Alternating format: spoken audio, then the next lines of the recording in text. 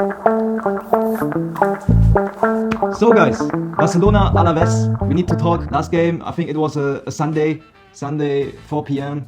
It was probably a bad performance again from Barcelona, especially the begin. But let us start in the right order so that you know what I think about the game. We start with the formation, the lineup from both. Barcelona, you see, is in red and Alaves then obviously in blue. When I saw the game, when I saw the lineup at the beginning, I realized Xavi did a lot of correction compared to the game against Shakhtar Donetsk. I think it was 6 players, around this amount he changed. When I saw the lineup, I really thought this looks decent, this looks very good. We start with Ter Stegen, obviously. Then we had Araujo, Koundé. Firstly, both were different position. So firstly, Koundé was in the center back and Araujo as right center back or right back, how you like it.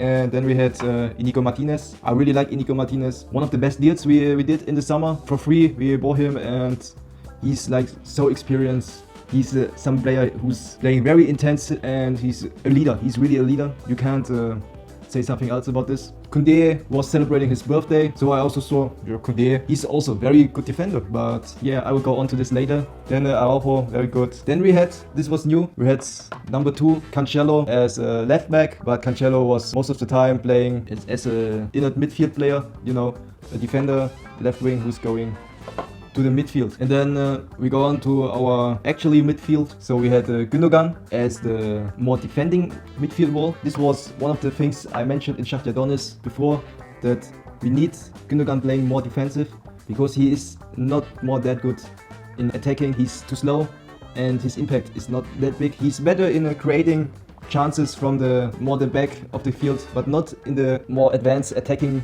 position, because there he can't run against the young defenders from our opponents. Yeah, so I like this, but this was also I can say now, this was not the best game for Gündogan too, but I go on to this later. Then we had Pedri, first time back in the start lineup, and yeah, Pedri is a player who always try to create chances, who always try to dribble a bit, try to play forward straight. I like that, and I saw, yes, the midfield right now looks very good because we also have Fermin Lopez playing, and Fermin Lopez is a similar type to Pedri. He's also very often he's trying to dribble forward, trying to pass the ball straight forward, and he has also a quite decent shoot, you know, like he can shoot with right but also with left foot. Maybe you remember the goal against Real Madrid in the preseason. This was a very nice shoot with left. And yeah, so I like the midfield. It was Gündogan, Pedri and Fermin Lopez and also Cancelo, you know, so I like that. And then we go on to our attackers. So firstly we had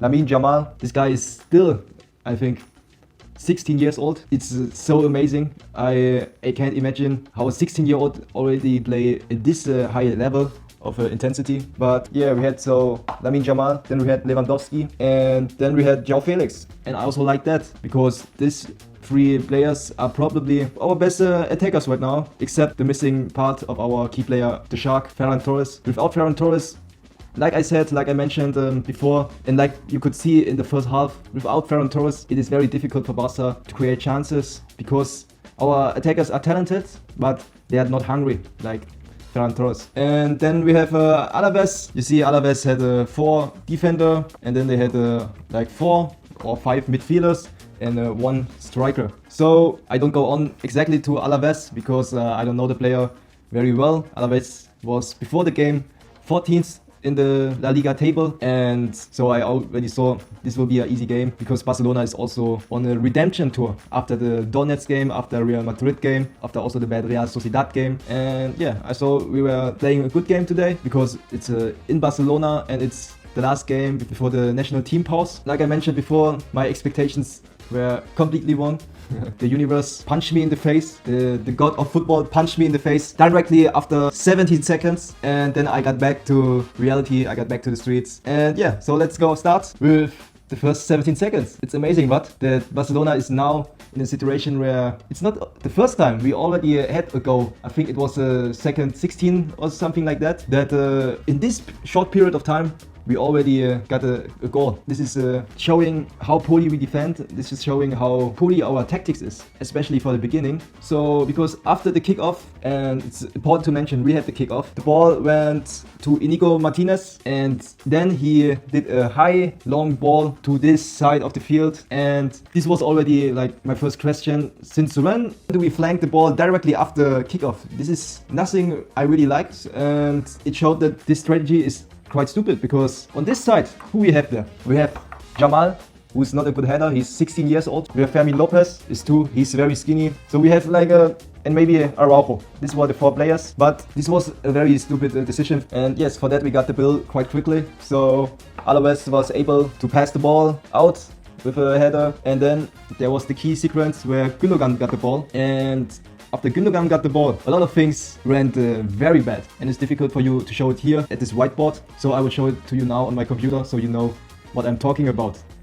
I prepared some pictures of situations where I think the defending was catastrophic. Again, we start with the first attack. It was obviously after the takeoff, like 14 seconds. You see we have Gündogan losing the ball to this skinhead. The first thing, I can just be upset again. The first thing, why is Gündogan losing the ball again? Like in the difficult phases of our game, Gündogan is never really the man who's leading us like I saw he will.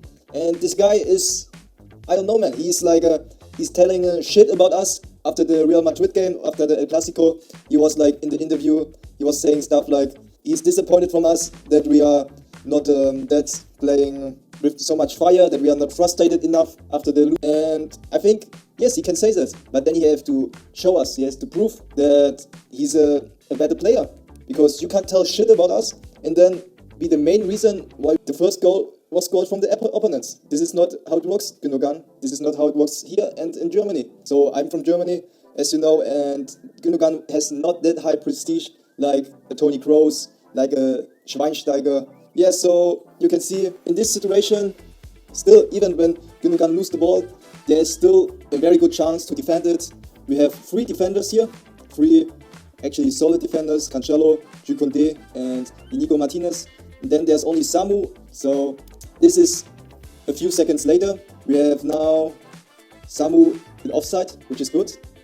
We have this guy, number 27, in a quite dangerous position, and there I don't understand, firstly, Araujo, and secondly, I don't understand Cancelo, because one player has to take care of the wingers from our opponents, and the same with this guy. He's also playing very free, he's running very free. You can see in this picture, everyone is looking at the ball.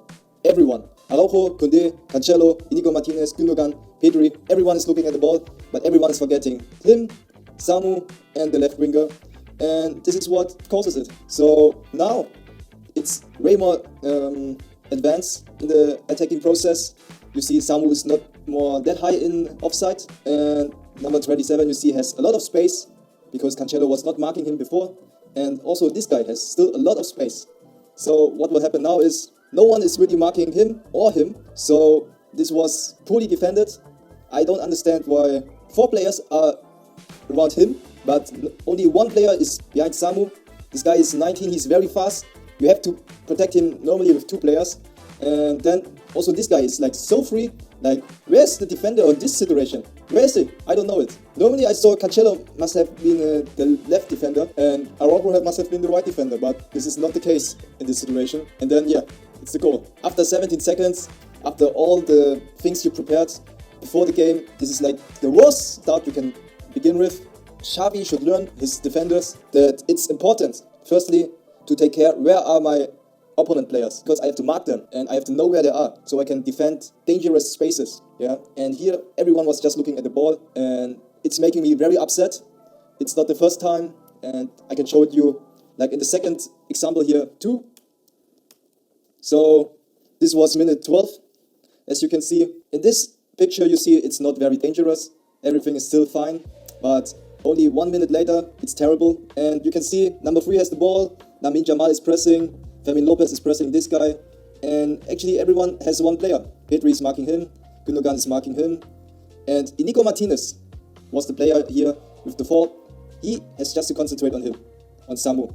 And this is not the case. In the next clip, Inigo Martinez is forgetting Samu completely, And Inigo Martinez, this guy is an advanced player. He is so experienced. He's like 33 or 34, and he's so stupid, so naive in this case that he's trying to mark a player who Petri is already there. And then Samu's completely free, and number 3 sees it and a wonderful pass. And now Samu's free, and Samu is obviously way faster than Inigo Martinez. Also, Cancelo had a lot of trouble to mark him. This was the second big chance from Alaves because of poorly defending, because of not looking behind you, not knowing who's marking who, not knowing where are the dangerous zones, where are the dangerous spaces. And this is not, I think, Xavi's fault. This is absolutely the defender's fault. So Inigo Martinez, it was not a good game from him. And I saw, okay, maybe then Koundé will play better. But yeah, Koundé was playing even worse than Inigo Martinez. Like you can see in minute 30, Koundé is leading in this sprint duel. After him, the skinhead again. He, by the way, played a very good game. And he passed like a straightforward pass, and both were like here now in a sprint duel. And I saw Jules Koundé must win it, but Jules Koundé looked terrible and defended poorly. And this was on his birthday even. So, and then there was this huge chance for Alaves, and I was like, what is Barcelona doing again? 3 chances from our opponents in Barcelona. This is not acceptable. This is like all the times I see in the Champions League game when we are like struggling, when we are start to swim because we defend so poorly, and then the opponents, they just realize that we are very nervous and they are pushing even further, and then results like 8-2 against Bayern Munich happen. Results like 3-0 against PSG happen. Results like 3-0 against Roma happen. Results like 4-0 against Liverpool happen because we don't have the ability to focus, to show our masculinity. And I don't know where we should fix that, because all the coaches before Xavi had this problem, and now also Xavi. I think these players, they are feeling way too less responsibility here, and we need like someone with Puyol genes, someone who's really a captain and who's like telling our defenders, hey, if you don't look right, I will punch you. I will punch you straight in the face. Like, Boateng. Boateng is a very important player because he's not only defending good, but when he sees someone is playing worse, then he punches him in the face. In this case, it was Goretzka. And you see, Goretzka won the 6th tuple after the punch. So it is very important that you have a player like this. Or Sadio Mane. He was seeing Leroy Sané is playing trash. And what did Sadio Mane do? He punched him exactly in his eye so that Leroy Sané can wake up and see the real world. And now Leroy Sané is one of the best strikers in the Bundesliga, but also in Europe. And this type of player I really miss in Barcelona. I really miss it. So this was the 3rd chance, and then there was our only chance from Barcelona. So you see, here's Lewandowski, and he got a chip from Gündogan. So Lewandowski and Gündogan, they did a double pass, very nice.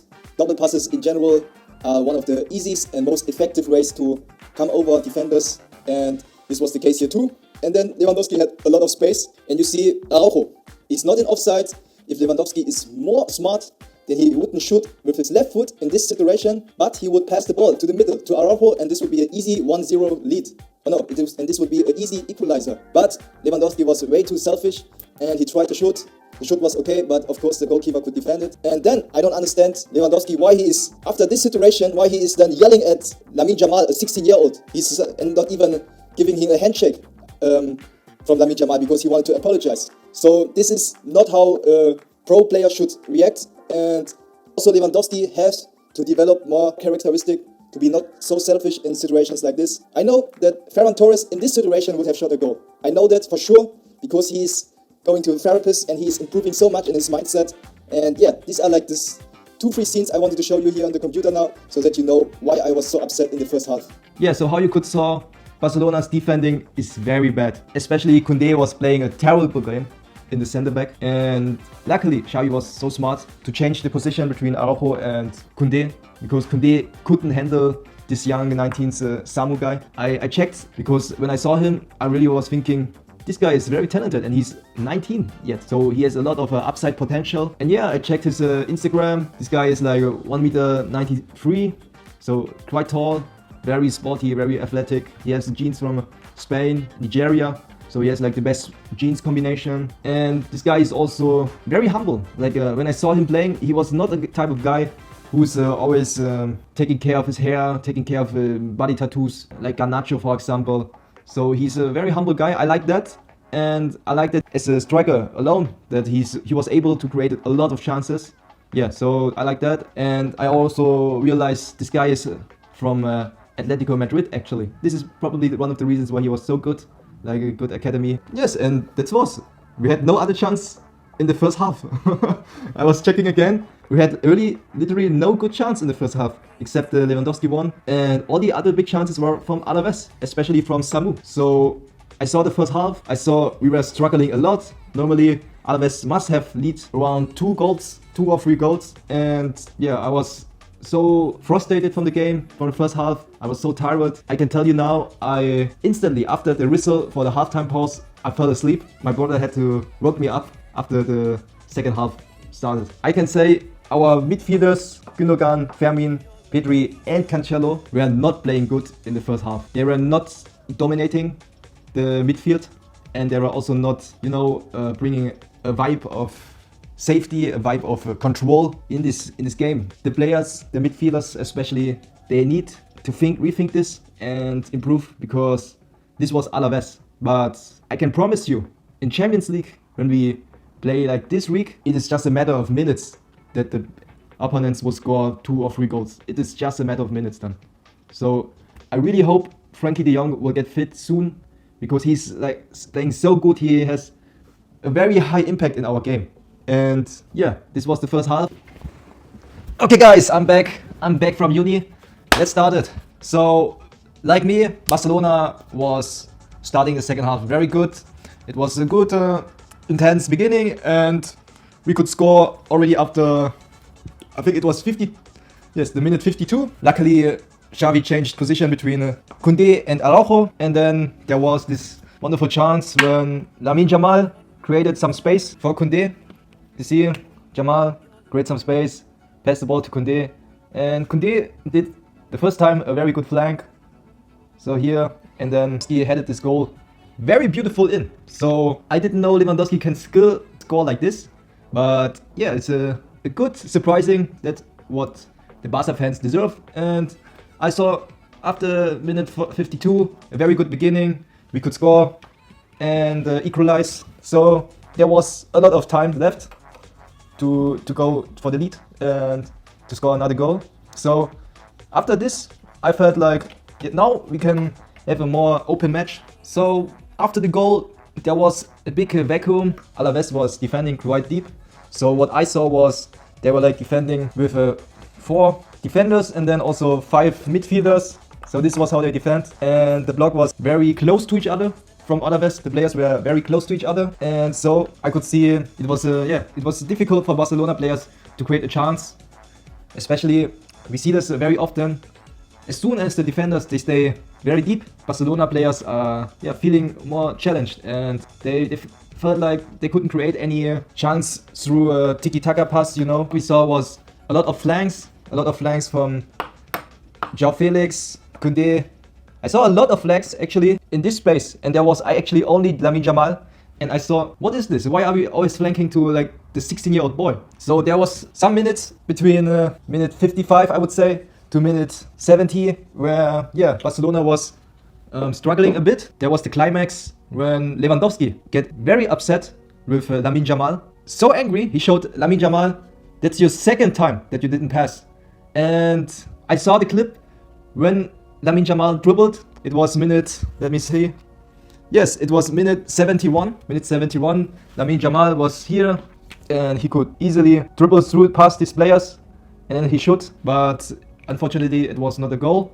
And Lewandowski was like here. He was very good marked, but before the dribble inside, there was a slot. Definitely there was a slot where Yamal could have passed the ball to Lewandowski, and Lewandowski could have shoot. So I think this was the reason why Lewandowski got so upset. It ended like Lewandowski didn't clap hands with Yamal, which I find personally it's okay in the game, and the response from Lewandowski after the game is very good. So we can all be sure there is no bad blood between those two players in the cabin, and this is important. So for me, it's a good sign to have some player like Lewandowski who is still very hungry for a goal, and to have a leader like him so he can teach our youngsters to have the aggression, to have always the desire to shoot goals, to create goals, create new chances. And yeah, I think Lamine Yamal will learn from this. He will learn also maybe to try at least more assists, you know, because he's still, when he's dribbling, he's still very looking close to his ball, and sometimes I think he forgets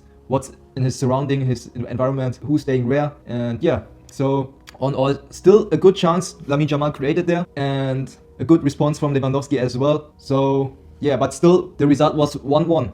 So luckily the Shark Ferran Torres got subbed in. It was for João Felix. The Shark got in, and like I said before, it's not a hot take. Barcelona only win if the Shark is playing, and he was the game changer in minute 75. There was a wonderful pass from Inigo Martinez. We could see Inigo Martinez pass in the deep, in the box of the opponents. This is what I actually want to see from our defender, like precise, straightforward passes in the box so that our strikers can use them. And Ferran Torres used it so good.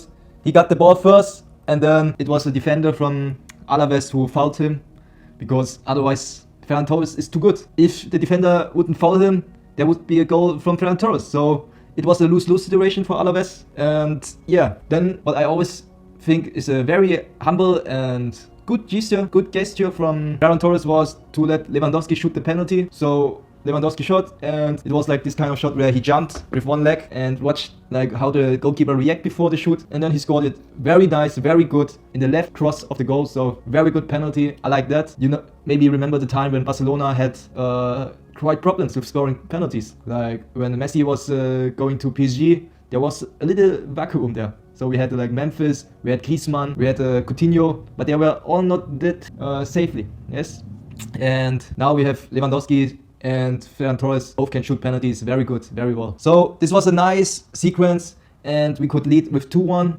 and then it was the game from Barcelona. We could defend, and you could see that Alaves was very tired after that.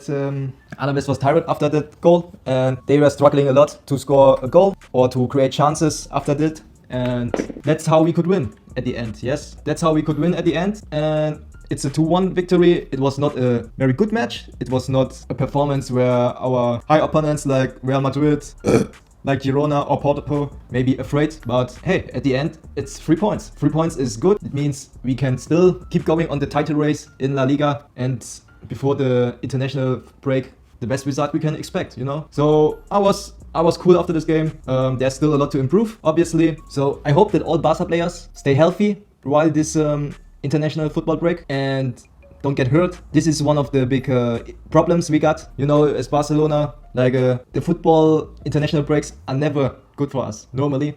But I think it should be good this time, because Pedri is not going to Spain as well, because the other players are very experienced in this topic, and I think they can take good about their body. So all in all, a good result, and the most important game will be in 2 weeks against Porto. I can just mention it again. This will be the most important game. I hope against Porto that Frenkie de Jong will be back, and with Frenkie de Jong, this game will look far more beautiful from Barcelona. And yeah, so until that, I wish you all the best. Visca Barça y Visca Catalonia, and bye bye.